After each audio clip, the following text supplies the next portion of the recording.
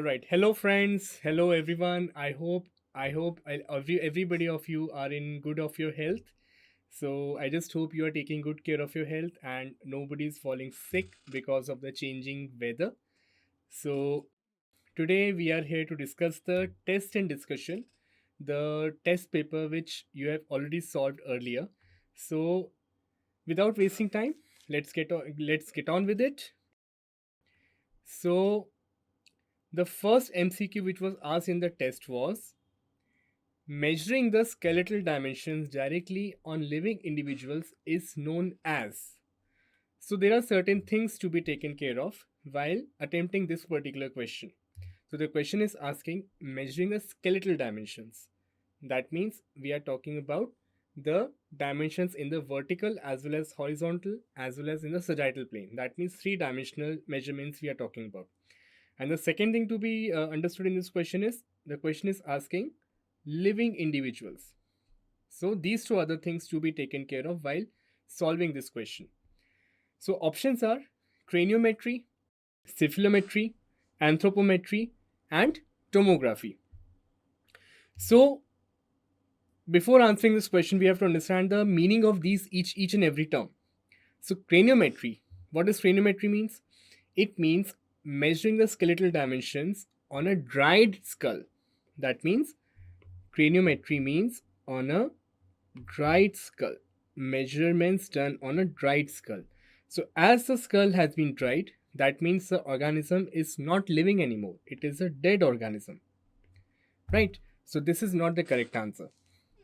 Cephalometry, as you already know, cephalometry is a two-dimensional measurements which are taken on a lateral cephalogram.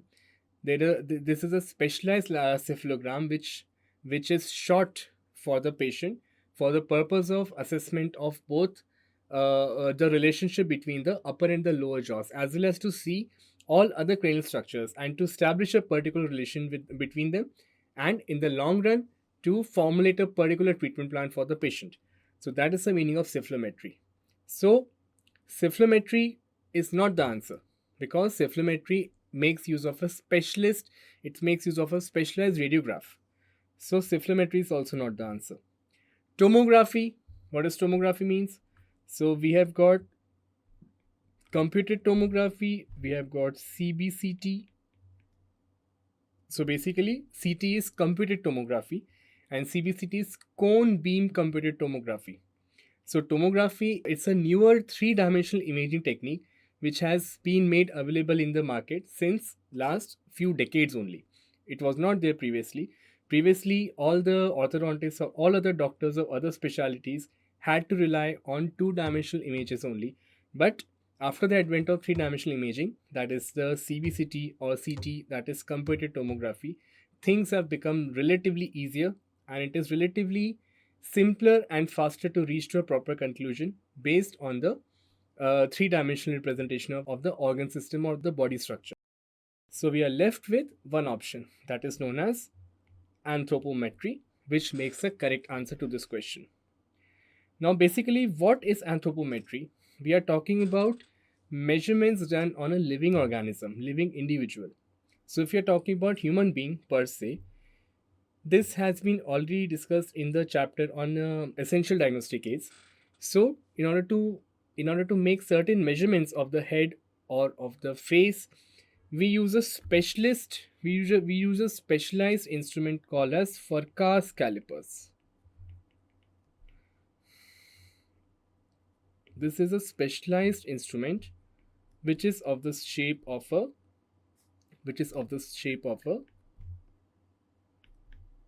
stethoscope, right? So as you can see in this figure here, this is the instrument which is placed at certain points on the face. Like if we want to measure the bigonial width, that is the width of the mandible, we place it at the gonial angle here. This is the point of placing of the instrument. And if we want to measure the bizygomatic width, as seen in this figure, we have to place it at the prominence of the zygomatic bone here. So it is a stethoscope like instrument which is used for measuring the facial width as well as for the measurement of mandibular width. It can also be used for measurement of other structures on the face as well. But since these two dimensions are shown in the figure, that's why I'm explaining you that it is done by the use of Furca's calipers.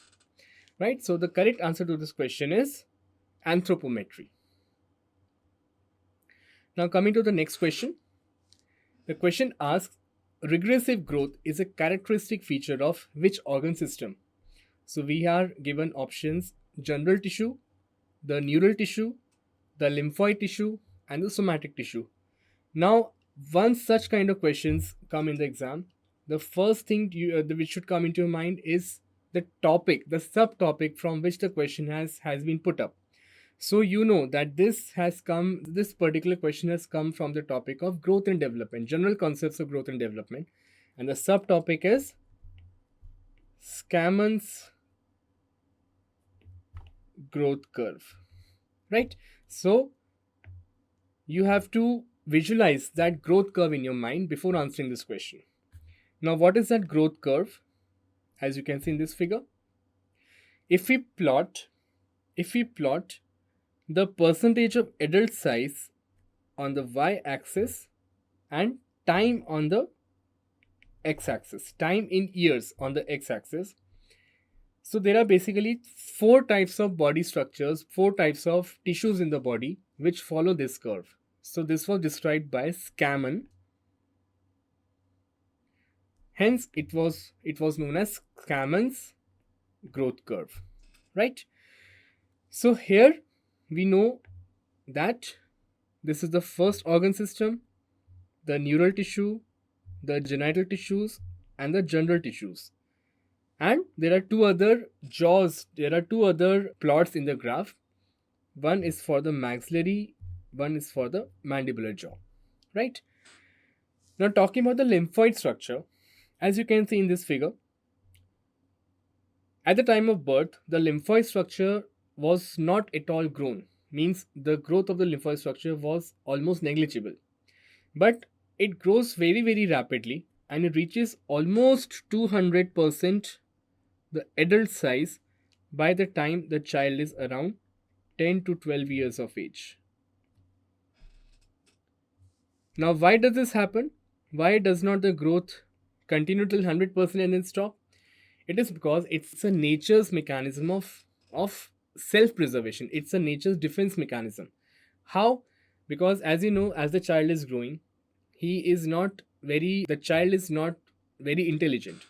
So there are chances that the child might pick up the food which has been spilled on the floor, right? And the same food can be taken into the mouth, or the child might not be living in a very hygienic condition, and similarly the child can put his or her mouth in the mouth also, his or her hand in the mouth also. So in order to safeguard the child against certain infections which can develop, the nature has given certain mechanism in the body which boosts the immunity of the child.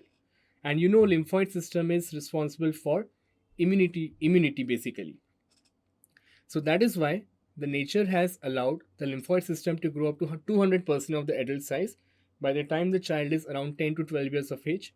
And thereafter, as the child reaches adulthood around 18 to 20 years of age, the lymphoid structures which once were double in size, they regress, they involute in size, and finally they reach up to 100% by the time the child is around 18 to 20 years of age. So the question had asked, regressive growth is a characteristic feature of, what should be the answer? Answer should be lymphoid tissue, right? Talking about other organ systems, talking about neural system. Now, for the neural system includes what?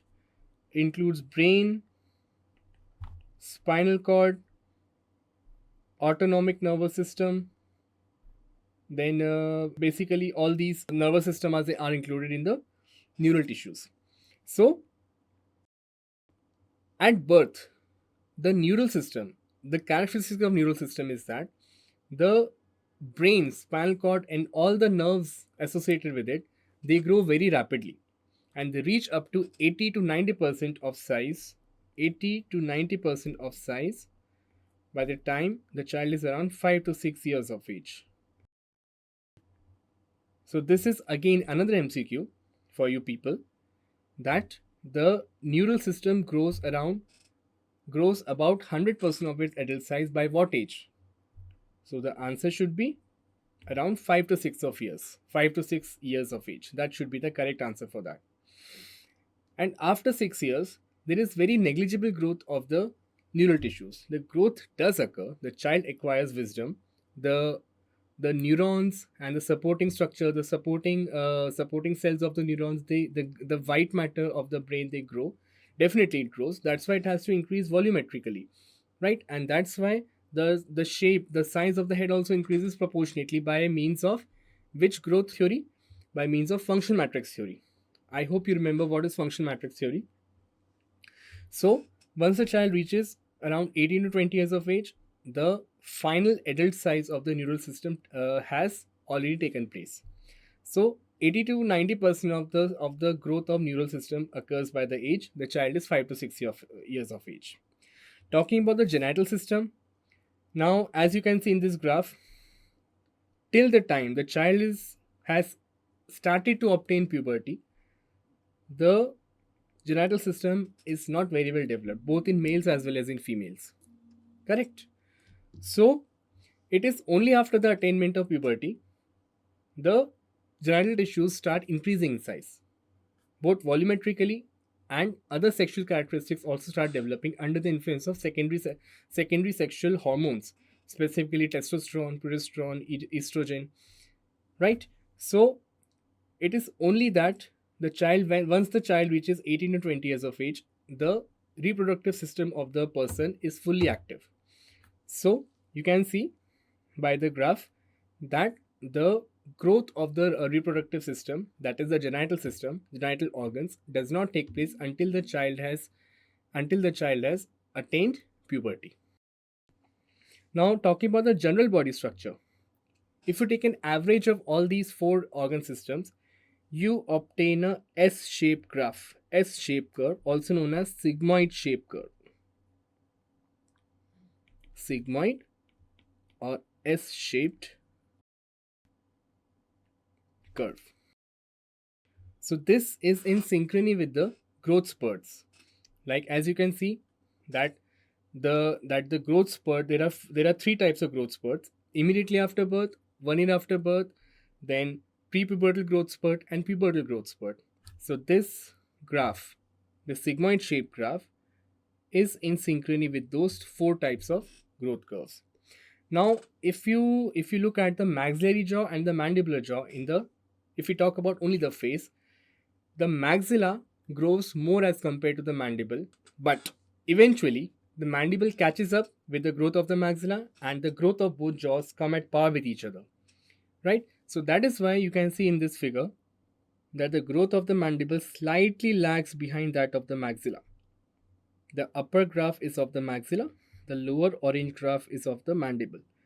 You can see that the growth of the mandible is lagging behind than the growth of the maxilla, but eventually the growth of the mandible catches up to the growth of the maxilla, so that a proper class 1 relationship can be established later on in the life.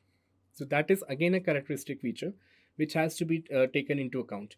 So whenever you are asked in MCQ, in the face, which jaw grows faster, you have to answer according to cephalocaudal gradient of growth that the mandible grows faster as compared to the maxilla. Although both jaws are growing, maxilla is also growing, mandible is also growing, but for the substantial time period, the mandible is lagging behind the growth of the maxilla, the growth rate of the maxilla.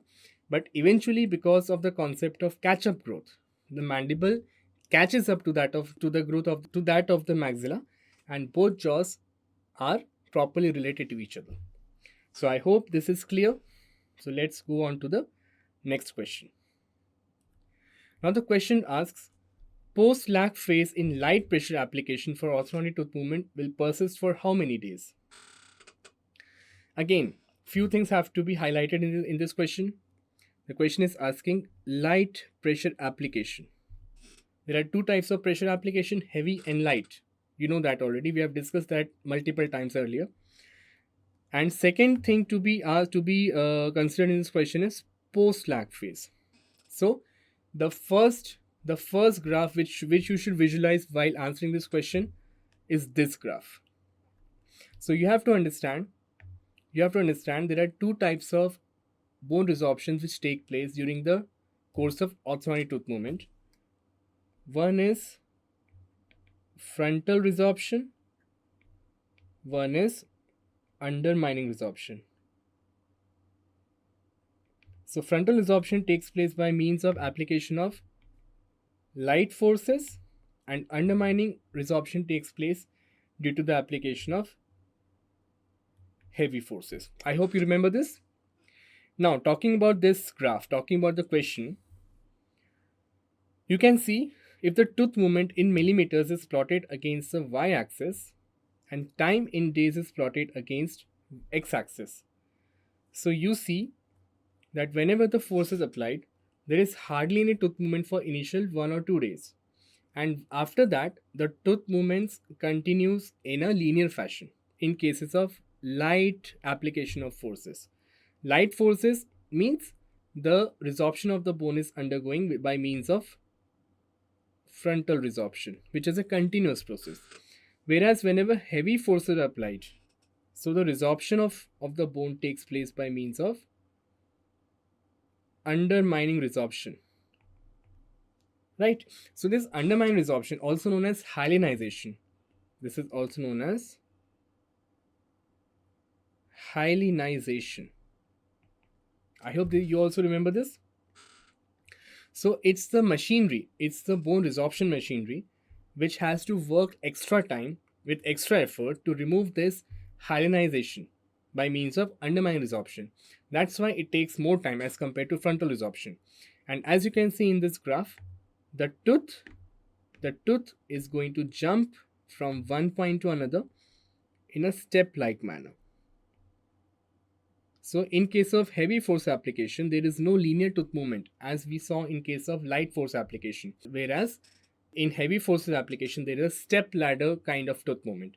The tooth moves at one point, then the tooth movement stops until the time the undermined resorption, the hyalinized tissue is removed. After that, the tooth jumps to the next point and then the cycle continues. This jumping of tooth from one point to another takes place in a micrometer fractions, micrometer dimensions. So you are not able to see that with naked eyes. Now the second graph, again, if you plot the movement against the y-axis and time in days along the x-axis, you can see that the tooth movement is divided into three main phases. The first is initial phase, second is lag phase, and third is post lag phase. Correct? So in the initial phase, in the initial 1 or 2 days, the tooth movement takes place and then it stops for a considerable time period. First of all, why does tooth movement take place? It takes place because as soon as the pressure is applied, the tooth moves within the periodontal ligament area. The tooth moves within the periodontal ligament tissue because of bending of the bone. And it is during that time that the machinery which is required for further bone resorption, further bone formation, that is bone remodeling, the machinery which is required for bone remodeling gets accumulated. It takes time to get matured enough so that the bone resorption, bone deposition can occur in a coupling manner. So lag phase is because of that. That is a time required for the machinery to be set up.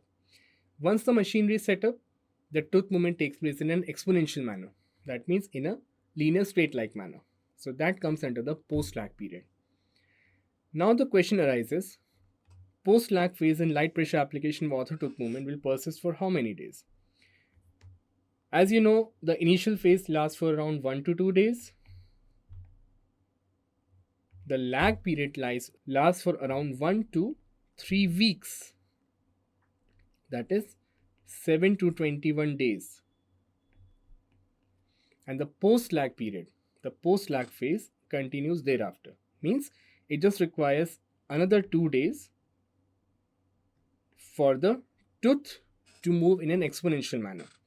So according to this diagram, The correct answer should be 2 days.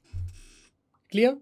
We'll talk about this chapter, this particular topic in further questions also. Now, also, we have to understand that there is a particular ligand, rank L. Now, what is rank L? Rank L is receptor activator. I'll just write down. Receptor activator nuclear kappa factor ligand. So this is a full form of rank L, receptor activator nuclear kappa factor ligand. Now what is a ligand? You must have read that in pharmacology.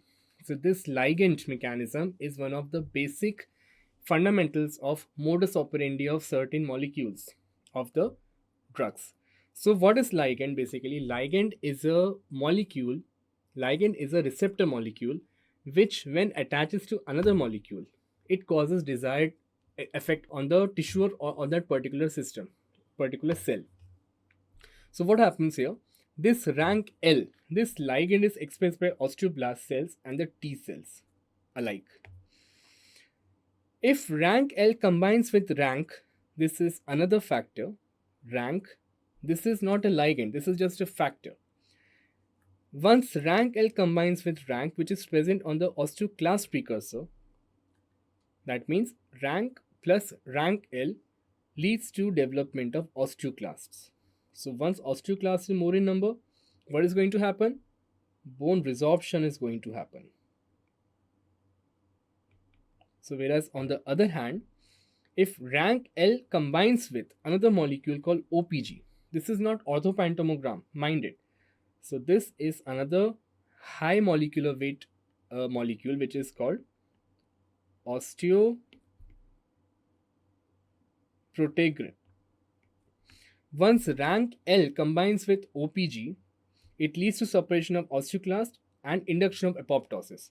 Now once the osteoclast is suppressed, that means there is more number of osteoblasts. Osteoblasts increase in number naturally.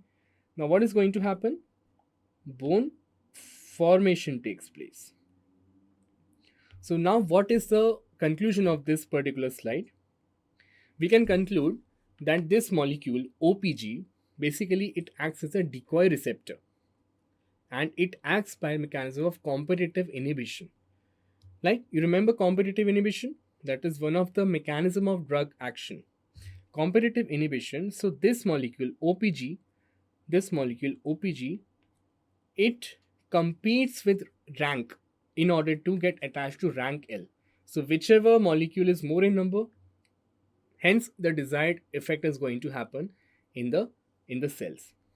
You can understand it. You can understand the concept by this diagram also. This is a very simple concept, a simple diagram I have tried to explain.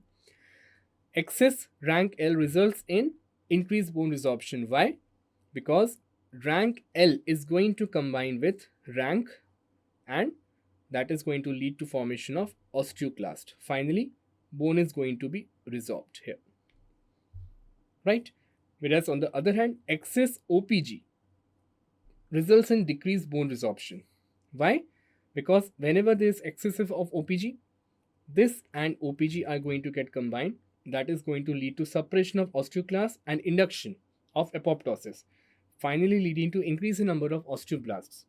Finally, osteoclast number are reduced, osteoblast number are increased. Hence, what is the net result?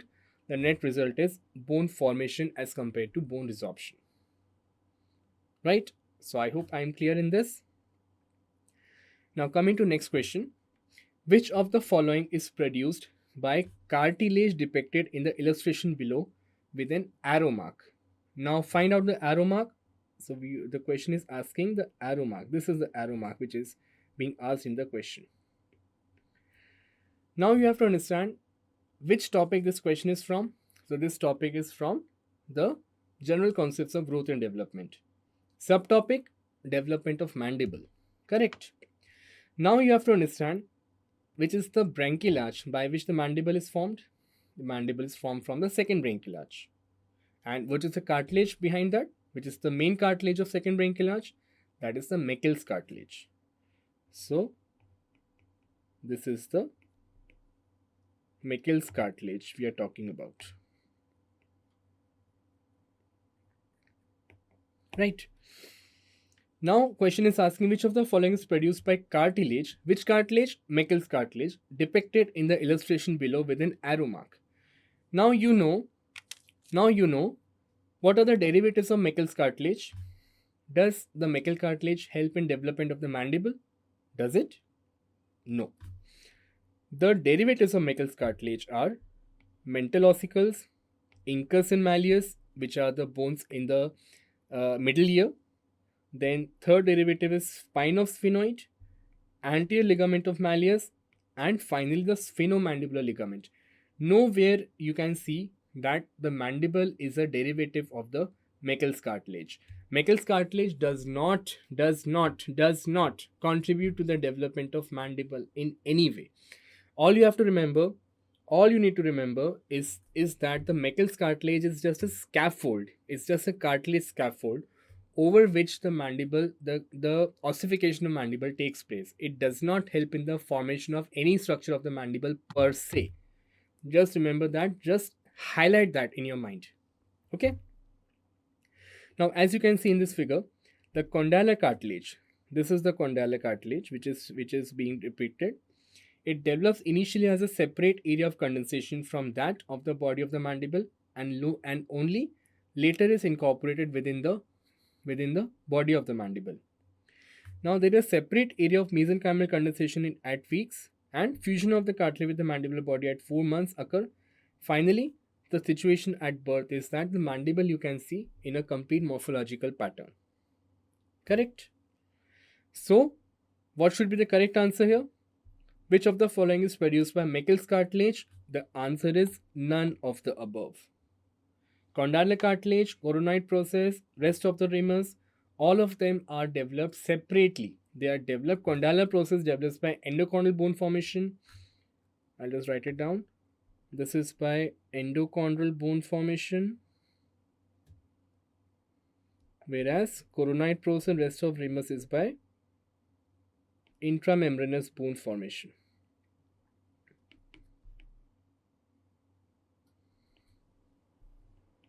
Correct? Now one more area of the mandible undergoes endochondral bone formation, that is the mental or symphysis area. Rest of the mandible undergoes formation by intramembranous bone formation, not endochondral bone formation. Right? So I hope this is clear. This particular diagram will be discussed in the next MCQ. Now the question asks, how many ossification centers are seen in the mandible and where? Question is asking how many ossification centers are seen in the mandible and where. Now you are talking about mandible and ossification centers. For that you have to understand this particular diagram. You have to remember this particular diagram. What happens here? This is very early in the embryonic stage. This diagram is depicted as a situation when where the Meckel's cartilage is forming the scaffold over which the mandible is going to develop by means of endochondral and intramembranous bone formation. As I said earlier in the previous MCQ, the Meckel's cartilage does not contribute to the development of any part of mandible per se. It is just a scaffold over which the rest of the mandible develops. Right? So this blue colored diagram, the blue colored shaded structure is representative of Meckel's cartilage. Which is the main nerve of the second branchial arch? That is the inferior nerve branch of the mandibular nerve or of the trigeminal nerve. Right? So this is the inferior nerve. It gets inside the mandible. It gets inside the mandible at the mandibular foramen, and then it divides. It gets into the inferior canal, and then it divides into two branches. That's the mental branch and the incisive branch. At the point where there is going to be future mental foramen. Now you have to remember, where is the mental foramen in an adult mandible? It is present between the roots of the first and second premolars. Right? You must have studied that in anatomy. So that is the point where the inferior alveolar nerve is going to bifurcate into two nerve branches, that is the mental branch and the incisive branch. So it is at the future mental foramen. Listen to me very carefully. It is at the future mental foramen that the initial site of osteogenesis is going to take place. At the point of future mental foramen. So this we have talked about one side of the mandible. Similarly, the same thing is going to happen on the other side. That means this is another mental foramen on the opposite side. That means there are two ossification centers, one for the right, one for the left. Two ossification centers are present. You know the number now. There are two ossification centers, and you know exactly where they are going to be present. They are going to be present they are going to be present in the mental foramen lateral to the Meckel's cartilage. So according to this figure, this is the initial site of osteogenesis. That means the ossification centers are two in number, which are present in the mental foramen area lateral to the Meckel's cartilage. So this is the correct answer to this question. It is asking, option A is saying 1 in number. Now you know there are two ossification centers, so you can reject this option. Second option is saying 2 in number and in mental foramen area mesial to the Meckel's cartilage. No. Third is saying same, but it is present distal to the Meckel's cartilage. So these two are also not the correct answers. The correct answer is lateral to the Meckel's cartilage. Correct answer is lateral to the Meckel's cartilage. Right? So this is the correct answer to this question. Now next question asks, this is a picture based question. Identify the label A as represented in the image below. Now the question is asking, identify the label A. Now they are asking for this particular groove. What groove is this? Options are lateral sulcus, gingival groove, dental groove, and the vestibular sulcus. Now you have to understand the anatomy of the gum pads. Before answering this question, you should know the anatomy of the gum pads. Now what are gum pads basically? So these are present in the mouth of an infant before the eruption of any particular primary tooth, right? So if you look at the anatomy of the gum pad is in such a way that it divides. The gum pad is divided by certain transverse grooves, and each transverse groove houses one developing tooth bud. That means there are 5 transverse grooves on one side and 5 transverse grooves on other sides. That means 10 in each jaw. That means 20 in both jaws. So there are 20 transverse grooves. There are 20 milk teeth. So there are 20 transverse grooves. You can remember it that way. Dental groove. What is dental groove? Dental groove is a groove which separates the buccal and the palatal aspect of the gum pad. That is a dental groove. And the gingival groove is what? It is the groove which separates the palatal aspect and the gum pad aspect. And lateral sulcus, it is also a type of a transverse groove, but it is very prominent, which is present just distal to the canine. It is present just distal to the primary canine, which divides the teeth into anterior and posterior sections. That means it is going to divide the entire dental arch into anterior segment and the posterior segment. So that is a lateral sulcus, right? Now the question says, what is the label A? You can see this is a very prominent groove, as you can see. Hence the correct answer will be lateral sulcus. Correct answer will be lateral sulcus. You know what is gingival groove? I just told you. You know what is dental groove? We have just discussed. And there's nothing called vestibular sulcus. It is present in the child as well, whereas it is present in the adults also. But it has got no relevance in this particular diagram. So you exactly know what is vestibular sulcus. That is specifically used for recording the sulcus sulcular depth while recording impressions, basically in prosthodontics and endodontics, as well as in orthodontics as well. Now this is a sagittal relationship. This diagram shows a sagittal relationship between the upper and lower gum pads. You can see there is only a single point contact between the upper and lower gum pads only in the area of future molars. Which molars? Future first or second molar area. So there is only one contact, and because of that there is an anterior open bite. There is an anterior open bite present between the upper and lower gum pads. Now this is why this is physiologic. This is physiologic. The question might be asked, why is it physiologic? Why is it not pathologic?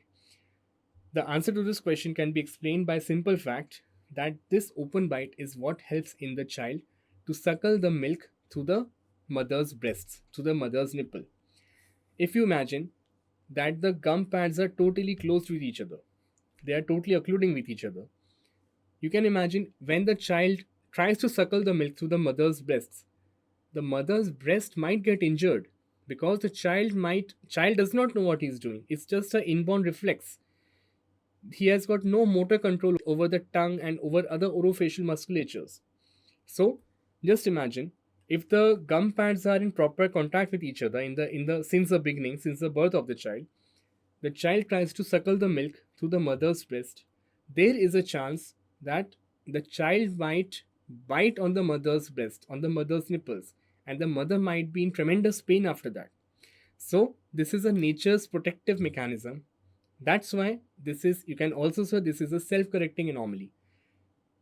As you know that the swallowing pattern in the child is infantile in nature.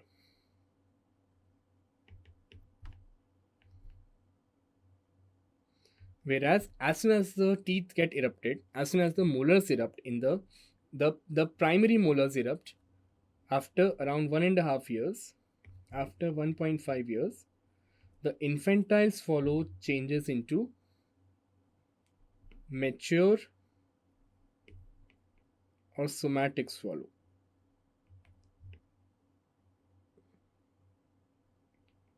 Right? So this open bite is a self-correcting anomaly which gets corrected after the eruption of the primary molars, primary posterior teeth. Next question. Now this is an important question. You have to understand the concepts of these four options. The slower phase of eruption once the tooth reaches occlusion is termed as pre-emergent phase, post-emergent phase, delayed eruption, or juvenile occlusal equilibrium. Now to answer this question, you have to understand the in-depth meaning of these terms. What is pre-emergent phase, post-emergent phase, delayed eruption, and juvenile occlusal equilibrium? Now, as the term suggests, pre-emergent phase. As the term suggests, pre-emergent. That means the amount of tooth movement which is taking place before the eruption of the teeth. That means the tooth is present within the jaw, within the dental follicle. So, the eruption which is going to take place before eruption of teeth is called pre-emergent phase, and it is going to be present within the jaws, right? And this is in proper synchrony with the rate at which the tooth gets erupted, at which the tooth gets erupted within the jaws. So that is pre-emergent phase. What is post-emergent phase? Again, as the name suggests, as the tooth emerges through the gums, it is not subjected to any resistance. It is free to move now. So the rate of tooth movement, the rate of eruption of tooth movement increases significantly as soon as the crown of the tooth breaches the gums. So that is a phase when the tooth movement starts. That is the phase when the tooth movement increases as compared to the pre-emergent phase. So you can say after tooth breaches the gums. So the post-emergent phase occurs within the oral cavity. Is it clear? Now delayed eruption, there is no such term as such. Basically it's a pathologic condition, and it can happen because of certain endocrinal disturbances, and most common endocrinal disturbance is hypothyroidism. Now, as the name suggests, delayed eruption, that means the time frame, the time duration when the tooth was supposed to be erupted, it did not, but it is still present within the jaws, but it was not able to erupt properly.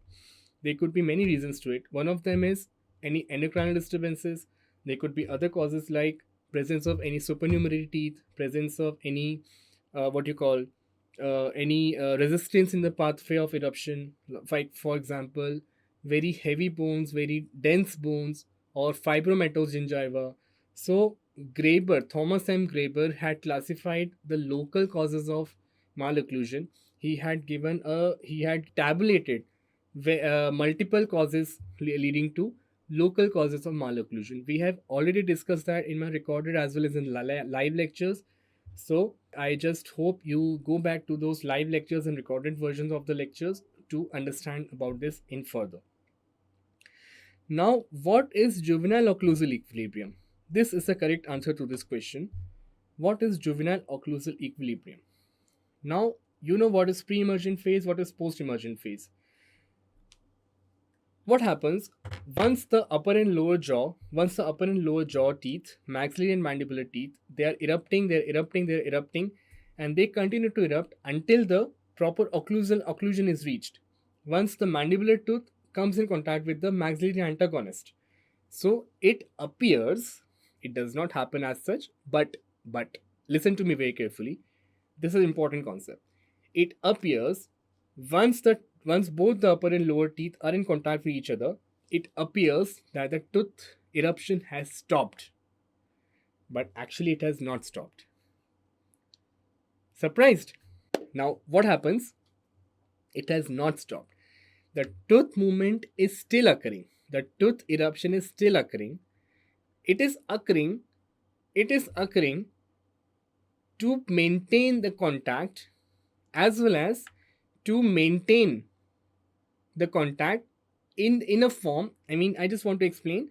It has to be in synchrony with the vertical growth pattern of the ramus of the mandible. Now you know that the permanent teeth have the last permanent tooth to erupt. That means we're talking about the second molar. The last second molar erupts around 14 to 15 years of age in both males and females. But do you agree to that the growth of the jaws has been completed till then?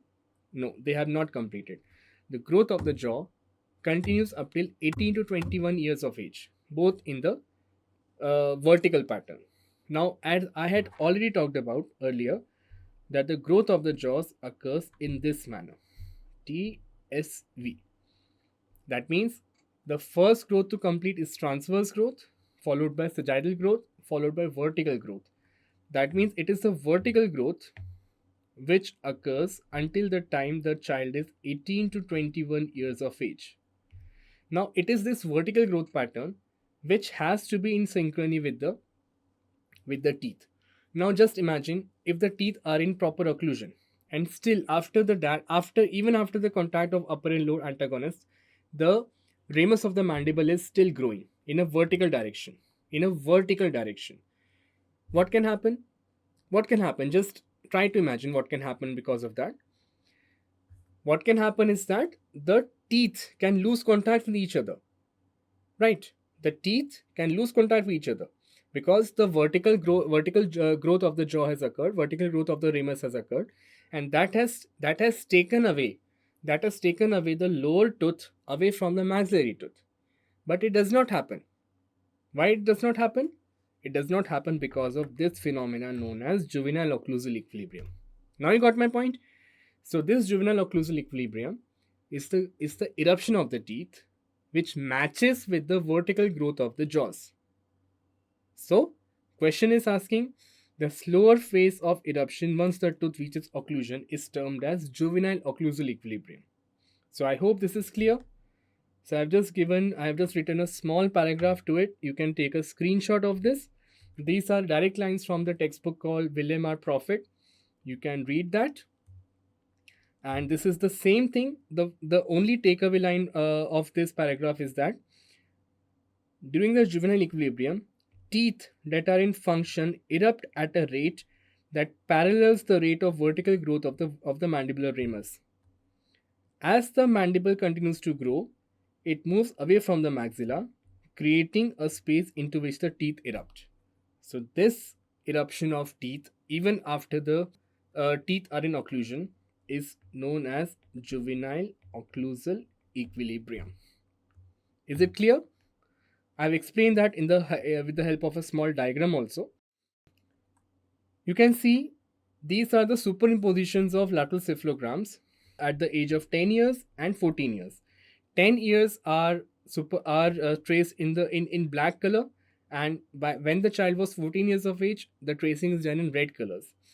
Now, as you can see, the difference, these are the differences in red tracing and the black tracing. You can see that the mandibular posteriors as well as the maxillary posteriors have erupted slightly. Just zoom in and see. Right? So this is what is called juvenile occlusal equilibrium, because it has to be the rate of vertical eruption of the teeth. It has to be in synchrony with the rate of vertical growth of the ramus of the mandible. Clear? This is an important question. You might be asked other questions based on this concept also. So just take a note of it, please. Next is, model making in orthodontics is done by all except the options are conventional alginate impression. You know that model making is done by alginate impression very well.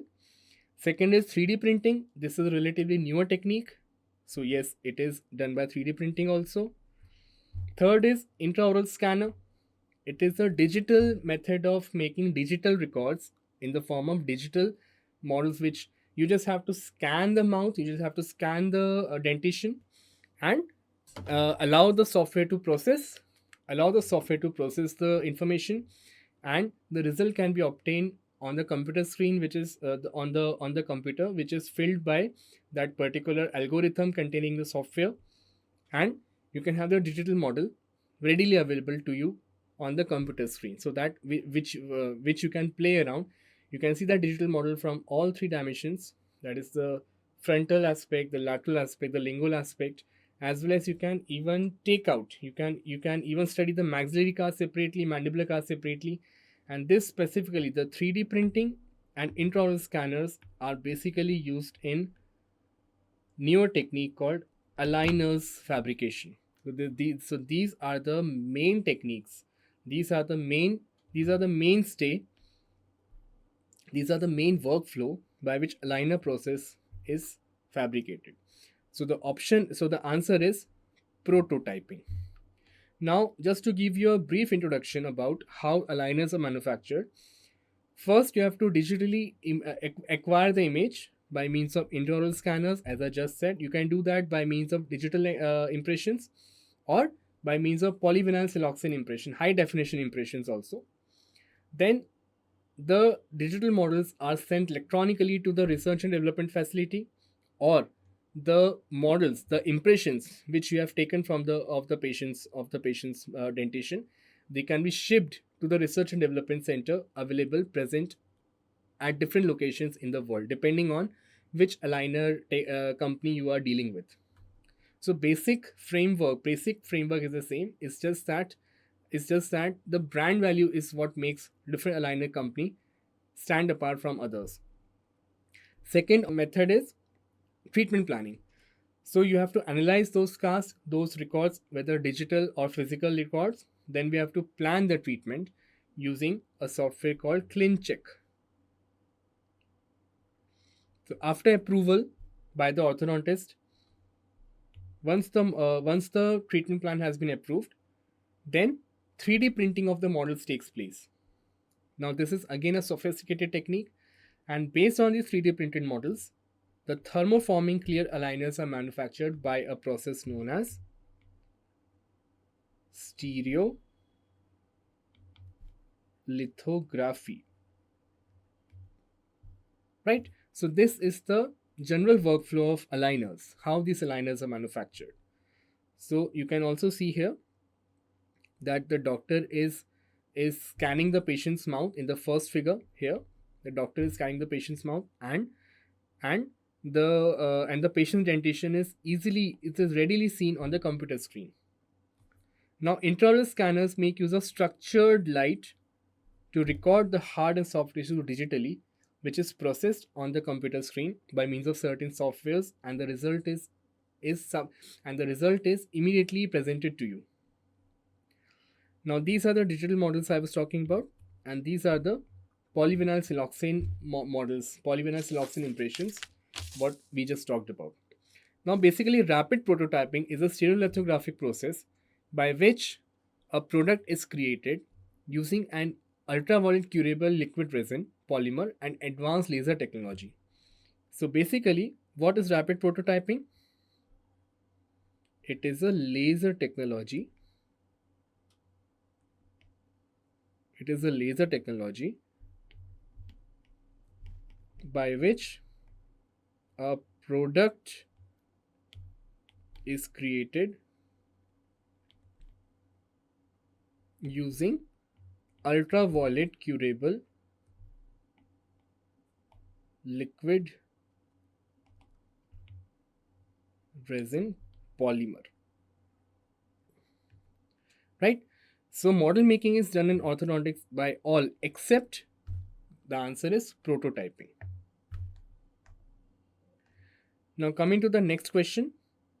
The condition in which the occlusal plane of the teeth lies near the Frankfurt horizontal plane than it does at normal occlusion is called. So you have to highlight certain key points. It is asking the occlusal plane of the teeth lies near the Frankfurt horizontal plane FHP than it does in the normal occlusion is what? So you have to answer this question based on Simon's law of canine. So Simon was the first person who described the three-dimensional classification of occlusion. Three-dimensional classification of malocclusion was first described by Paul Simon. This is the name of the person who described it. Now, the condition in which the occlusal plane of the teeth lies near the Frankfurt horizontal plane is called. Before answering that, you have to understand that Simon's philosophy of a classification of malocclusion was based on the canine law. So, what was canine law? Canine law said, you can see in this diagram here, that if you draw a vertical line passing through the canine, it should pass through the pupil of the eye. So if you extrapolate this line here, so this is what is known as canine's law.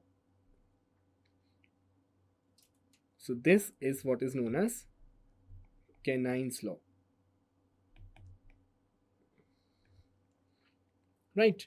So he made use of the canine plane, the Frankfurt horizontal plane, and the median sagittal plane.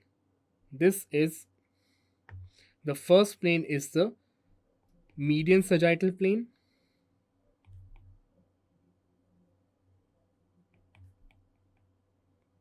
The second plane is the Frankfurt horizontal plane, and the third plane, this one, is the also known as orbital plane or Simon's plane.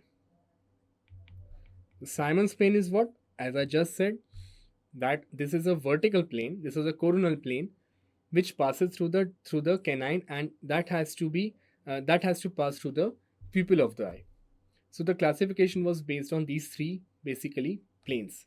So what he said, how to interpret the Simon's classification? If you take the Frankfurt horizontal plane as a reference, there are two conditions which can be attributed to it. First is attraction and abstraction. Attraction means dental arch is closer to the Frankfurt plane, which was originally asked in this particular MCQ. And abstraction is dental arch is further away from the Frankfurt plane. Second is orbital plane. The two conditions which are attributed to it is protraction and retraction. Protraction means dental arch is more anteriorly placed and dental arch is more posteriorly placed. It's called retraction.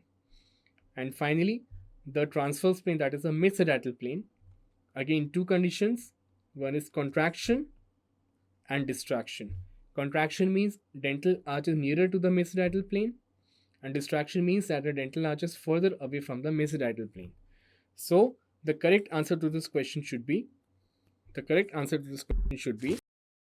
should be the correct answer? Correct answer to this question should be attraction. Because the question is asking the condition in which the occlusal plane of the teeth lies near the Frankfurt horizontal plane than it does in the normal occlusion is called attraction. Now this is again another diagram depicting the same. So attraction, abstraction, two opposite terms. Distraction, contraction, again two opposite terms. So this is seen in the sagittal plane. These two terms are seen in the sagittal plane, and these two terms are seen in case of orbital plane.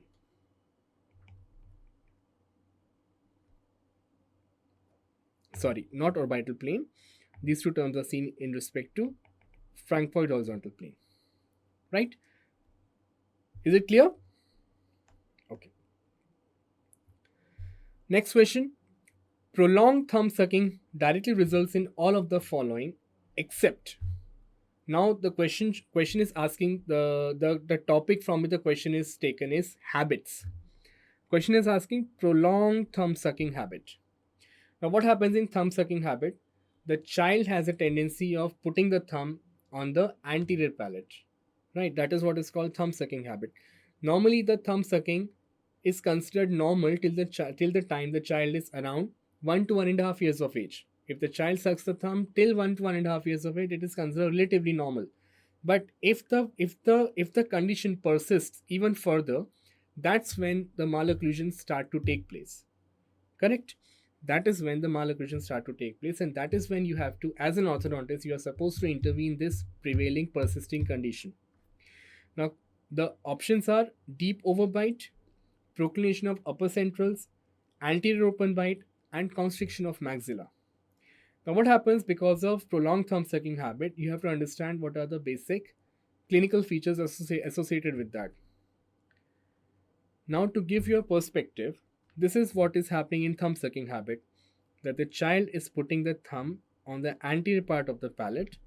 That means the callus of the thumb is put on the anterior part of the palate, whereas the dorsal aspect of the thumb, it is resting on the lower incisors.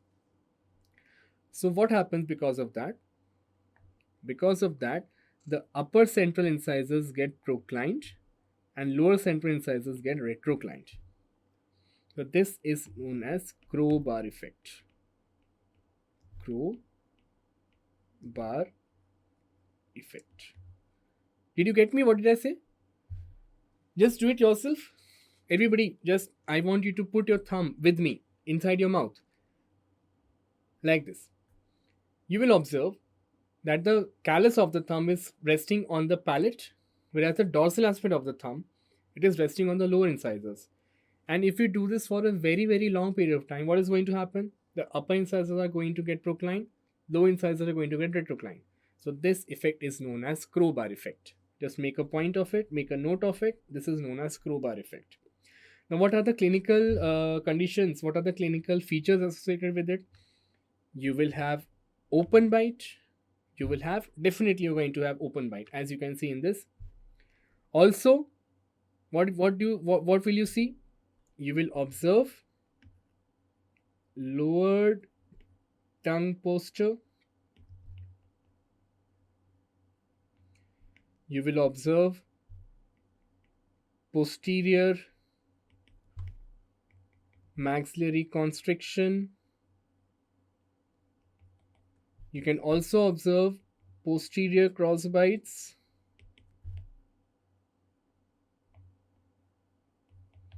right? So these are the certain clinical features which can be associated with it. Plus, as I said, you will observe open bite in most of the cases. Open bite with increased overjet. So these are the general clinical features what you are going to observe in patients indulged in prolonged thumb sucking habit.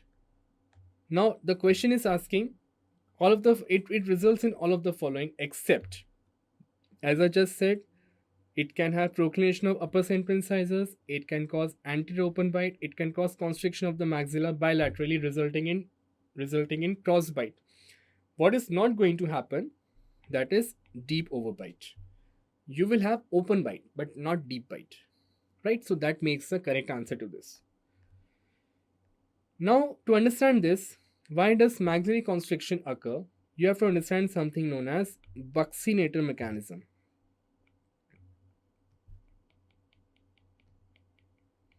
Buccinator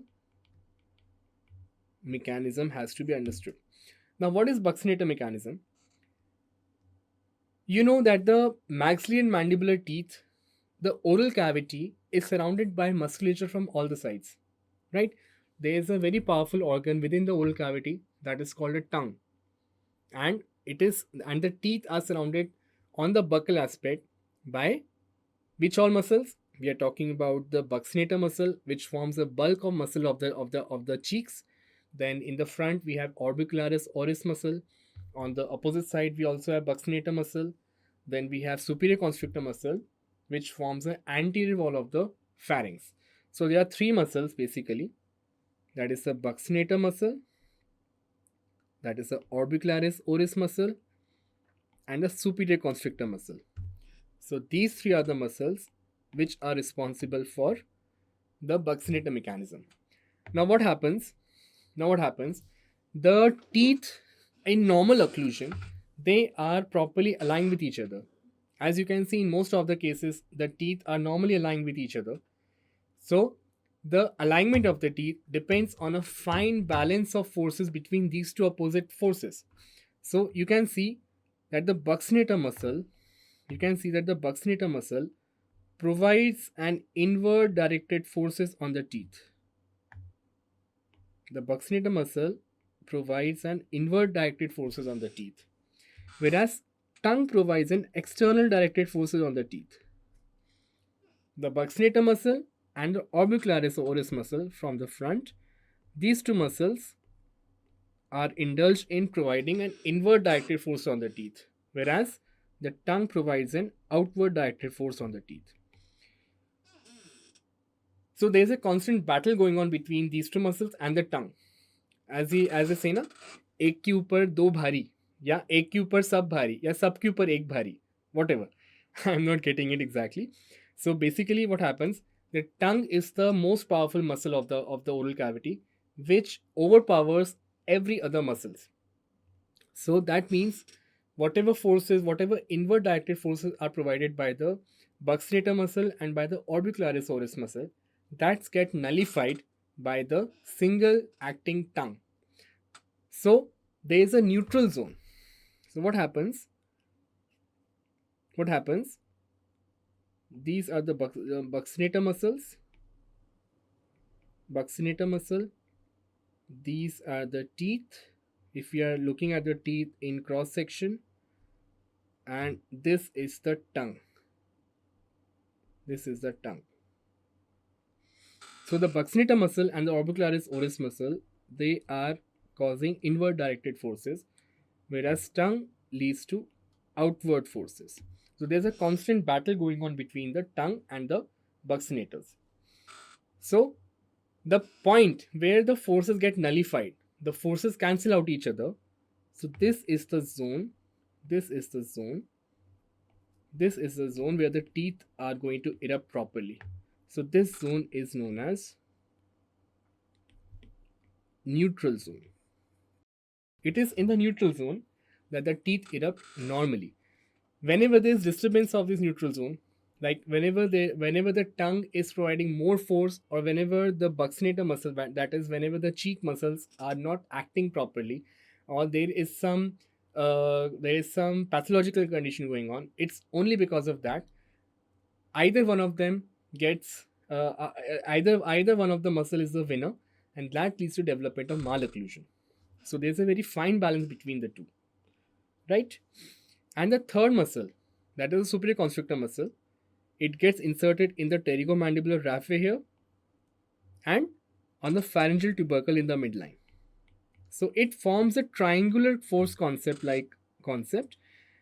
If I want to draw this, so this is a triangular force concept. The entire oral cavity is surrounded by muscles which are configured in a triangle like manner. Not exactly a triangle, but if you look at it grossly, this forms a triangular like structure. So this concept is known as triangular force concept, right? So the purpose behind this was that once the child is engaged in thumb sucking habit, what is happening? What does happen? The child is putting the thumb in the mouth. That leads to lower position of the tongue. So the inward forces of the buccinator muscle, they are the winner. So because of that, there is a breach of the neutral zone. And due to that, the buccinator muscles, they cause inward directed forces on the posterior teeth of the maxilla, causing the posterior maxilla to constrict and finally leading to development of crossbite. So that was the reason why I explained you the buccinator mechanism to start with. So all you want to do, as soon as you see a child indulged in thumb sucking habit, you want to give them certain appliances so that the thumb sucking habit does not increase in its intensity, and it does not cause any untoward circumstances like development of severe malocclusion. So what all appliances can be given to such patients? You can give tongue crib. You can give a fixed tongue crib to the patient. You can also give tongue spikes to the patient. Even you can even go for psychological counseling of the patient. You can even go for reminder therapy, like as you can see in this figure here. A small bandage can be placed on the child's thumb, so that whenever the child puts the thumb in the mouth, he can be reminded that this is not the right thing to do, and gradually the child will wean away from indulging in this particular activity. Other appliances which can be given are a small roller. A small roller can be placed on a